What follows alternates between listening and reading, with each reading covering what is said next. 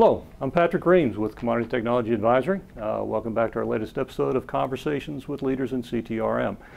Today we're very pleased to have with us Dr. Markus Seiser, COO of the new FIS Energy Solutions Business Unit. Hi Patrick, good to have you here. Appreciate it. It's great to be here.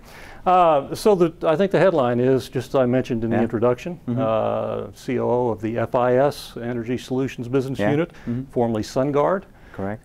Can you bring us up to date on the acquisition of FIS and by FIS and what it means for your customers and prospects? Okay, happy to. Let me frame it like this. I think we need to look at that from two dimensions. The dimension number one is that we try to combine all trading assets under one big division, which is called global trading. So this includes the market data business, this includes front arena as the trading for the banks business, it includes us, it includes the brokerage business. So we have now combined all the assets, and so I would assume we are one of the largest, if not the largest player in the trading space for big corporations.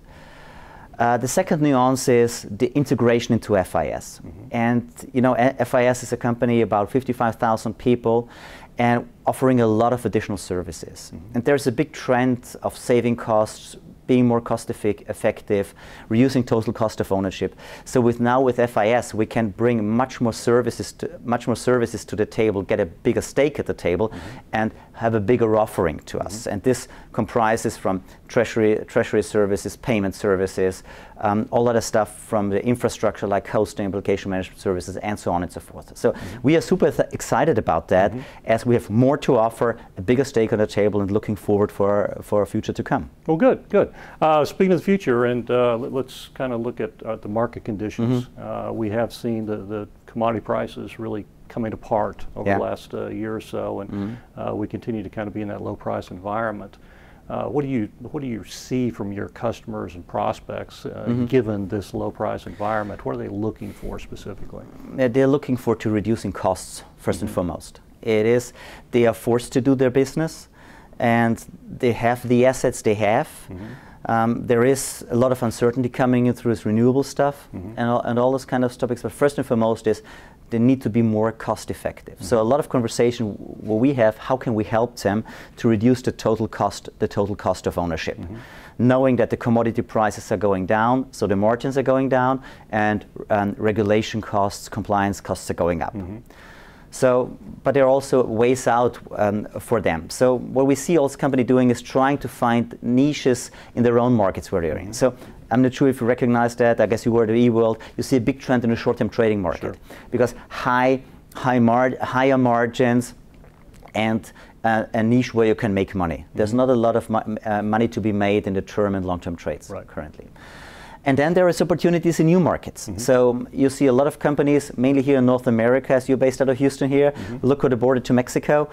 You see a lot of companies moving southwards, mainly driven by two reasons. You know the big gas and oil provider Pemex is split apart into various companies, CFE, and therefore you see a lot of players here from Houston, but also from Europe, Spanish, Italian, other big players, big oil majors, going down to Mexico and explore that.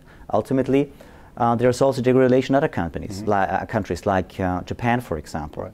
So I think three answers to your question: cost pressure and trying to save costs, trying to find new opportunities in markets where I'm already in, and trying to explore new markets for new opportunities. Good. Let's talk a little bit about Europe. You mentioned European companies coming over. We've noticed at ComTech that the rate of growth for demand for new systems in Europe is higher than it is in the U.S. and not necessarily on an absolute basis. We don't expect it to maintain itself that way for long, but clearly the growth in demand for new systems is higher in Europe. Do you see the same thing, and if so, what do you attribute that to? Okay. Now, I think if you would limit your view down to ETRM only, if this is the case, I would share your view. So when we've compared the RFPs which are coming in from Europe and North America, the number in Europe is higher. This, from our perspective, is attributed to the fact that there are a lot of replacements going on. So you are analyzing the market. Some systems are going to be sunset, some systems are going to be decommissioned. This combined with the fact that the European deregulation started in the late 90s, early 2000s, a lot of the systems has been written off. So that there is a trend to, let's say, equip myself and getting ready for the next stages. But this is also attributed to the fact that investments needed for short-term trading, investments needed for compliance, and so on and so forth. When we look in North America, the view is, as I said, same view when it comes to ETRM, but as you might know, one of our big franchise and business revenue stream is in the pipe space. Sure. And if I would combine pipe and ETRM, I would say the number of RFPs we're getting is the same. Solely attributed to ETRM, I would agree to your statement. Good, good. Looking forward, and again, once we get past this kind of crisis that we see in commodity prices, what trends do you see emerging of particular interest? I think that the cost pressure will be there because the commodity prices, so we talked about the low margins, but the regulatory cost will stay or will go up continuously. So the cost pressure will stay.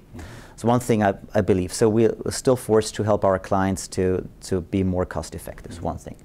The second thing is we see a trend that the companies want to do business with fewer vendors. Right. So and this has the dimension of system consolidation or having companies which offer more than just the software, the system integration, the hosting, the application managed services, this data, maybe up to business process outsourcing. So that we have high labor countries, and if you have companies which sort out certain business processes to low labor cost countries. So I think second trend is doing more with fewer vendors.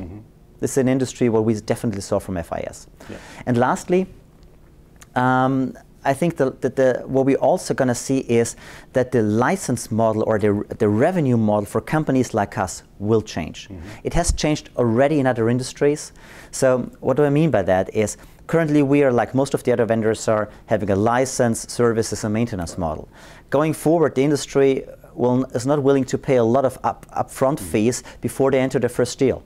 So we are transitioning our company to a recurring revenue model, which is significantly different from the upfront model. But this is the trend of the industry. It comes from the SaaS models, and on the opposite side, we also see this from FIS. So the financial industry is already there. So I think this is a trend was definitely coming, and we are transitioning our company. And we also feel well equipped for that because FIS is already there. A mature portion of FIS is coming from this revenue stream, and so we got a lot of good guidance and help to be there and be equipped for the future. Terrific.